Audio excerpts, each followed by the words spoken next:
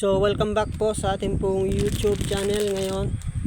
Ito yung update po natin yung sa wash timer natin. Kasi ito guys ay ayaw pong umikot. Yan. So ngayon tayo po ay bumili sa online ng timer wash. So ito na yung timer natin guys.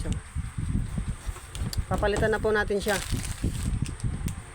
So madali naman po siyang palitan kasi nga tatlo lang po yung kanyang coding na wire. Kaya tayo na po ang magkakabit. Ito na. So ito yung binaklas natin yung nakaraan po nating video. Yan po. Siya po yan. Tinanggal na po natin. At papalitan na po natin ng bagong timer wash. Ayan po siya guys. So ito yung kulay yellow. Yan. Pero po siyang kulay yellow, doon po natin siya ikakabit. Ganun din yung kulay black. Ayan. At ganun din yung kulay red. So tatlo lang na kulay, kaya madali lang pong ikabit natin. So ayan guys, madali lang po lang natin itong ikakabit. So ito yung dati po niyang timer wash. Ito, sira na po yan. Inaayos po natin dati, kaso nga lang hindi po natin maayos dahil talagang sira na ho. Yan. Alam nyo ba mga guys, kung bakit lagi pong nasisira itong timer wash? Kailangan pag tayo po nagwa-washing machine ay pag napaikot na po natin ay wag na po natin siyang i-rotate.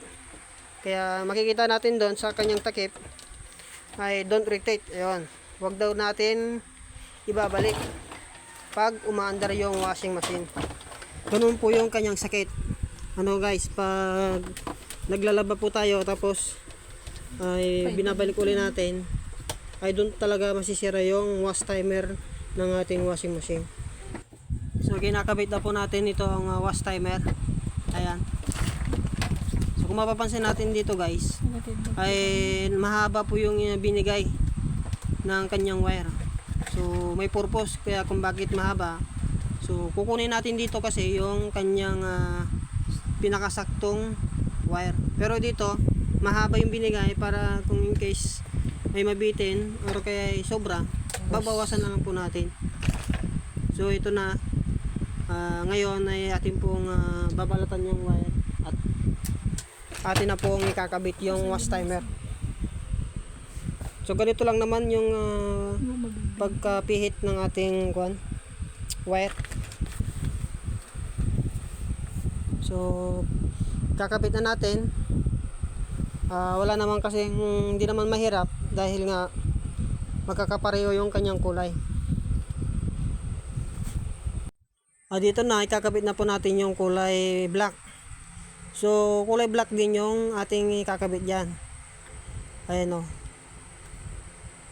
So ganyan lang yung ating pong pagka-splice ng wire ng wash timer. Ayan.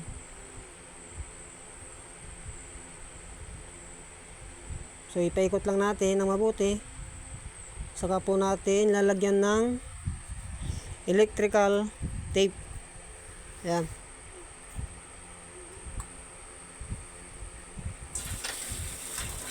So ito naman yung kulay red. Ayan. Magkakulay po siya. So, the same time, ganun din yung kanyang process. Paikot lang po natin ng mabuti. Paikot lang po natin ng ganyan. So, magkakaparehas po sila. Kaya, madali lang po nating ikabit. At ganyan din yung kulay yellow. Ayan. So, ito na, naikabit na po natin yung wire ng timer washing machine. Lalagyan na po natin siya ng electrical tape. Ayan. So kakaparehas po sila, yung kulay red, kulay black at saka kulay yellow. At ngayon lalagyan na po natin ng electrical tape para hindi po magkadikit at hindi po magka-short. So napakadali lang po ng ating pong pagkakabit. Ganito lang.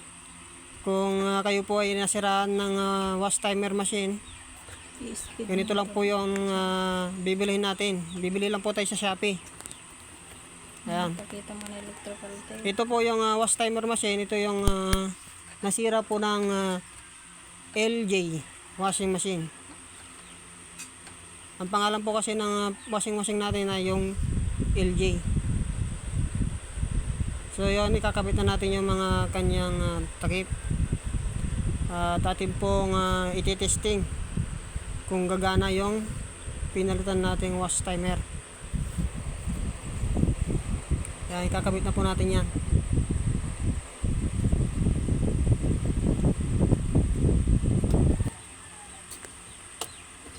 Wala ako na. So ito na, kakabit na natin at itatry na po natin kung gagana ba yung ating wash timer. Ayan.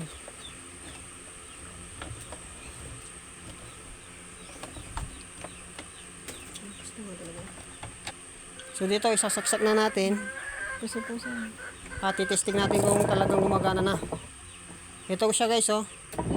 Gumagana na yung ating washing machine. Ayan, umiikot. So napakadali ng ating pong DIY na pagkakabit ng wash timer machine. So thank you at pag-subscribe na po yung ating